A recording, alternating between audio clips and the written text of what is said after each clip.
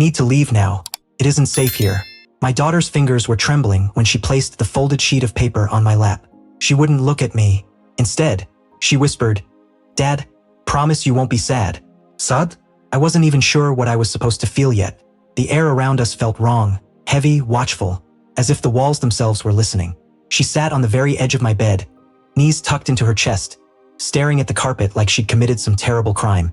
"Welcome to Cheating Affairs, where truth, betrayal, and hidden lives surface. Every shadow has a story, and we expose every corner. Stay alert, stay aware, and never trust what you think you know." "My mom. She goes to the hospital a lot," my daughter murmured. "She told me to give this to you and not to tell her. She said it was important." Her voice cracked on that last word. I stared at the folded paper. It looked harmless, just a crease, but it radiated threat. My heartbeat didn't race. It slowed into something cold, instinctive. This wasn't about medication or scheduling. This was something else. Something that had been hiding. I opened it.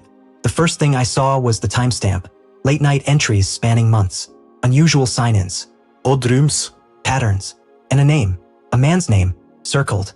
A chill worked down my spine before my brain even processed the implications. My daughter waited for my reaction with a terror number 9-year-old should ever hold. I forced a smile, told her to grab her shoes. We were leaving right now. No bags. No note. Nothing.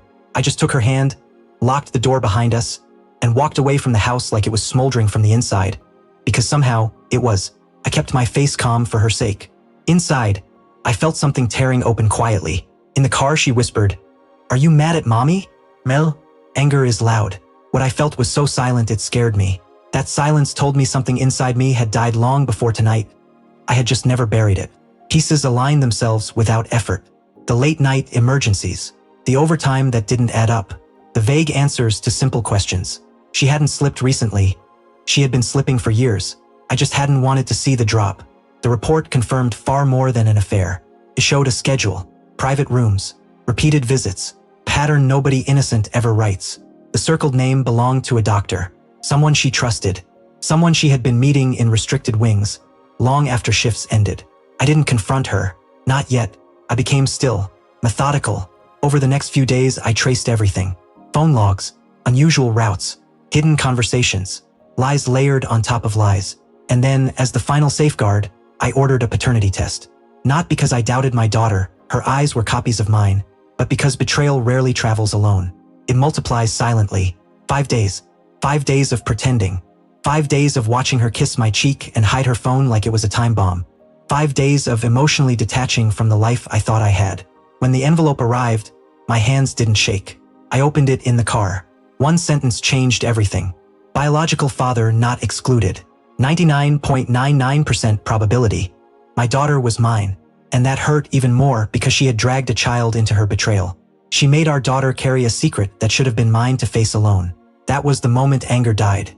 Anger is temporary. Clarity is forever. I returned home. She was in the kitchen. She smiled when she saw me, habit, not affection. I placed both documents on the counter. The hospital logs. The paternity results. "I already know," I said. Her smile vanished instantly. Her throat bobbed, but the words never formed. I watched the exact second denial collapsed into dread. She whispered my name like a plea. I didn't respond. I didn't yell. I asked one quiet question. "How long?" Her legs gave out. Confessions spilled in broken fragments. Midnight meetings, emotional affairs, promises she never intended to keep. She claimed she still loved me. I said nothing. Silence was my verdict. I told her I had already spoken to a lawyer, that our daughter was with my sister, that the only thing she would keep was the guilt she had earned. I watched her world collapse without raising my voice. It was almost serene. When I left, she reached for me as if forgiveness was still an option. But forgiveness is for wounds. What she had given me was poison. I stepped out the front door without looking back. Outside, the night air felt cleaner than anything inside that house. I didn't cry. I didn't break. I just breathed. Because sometimes the quietest choice becomes the loudest freedom. And sometimes leaving is the only way to live again.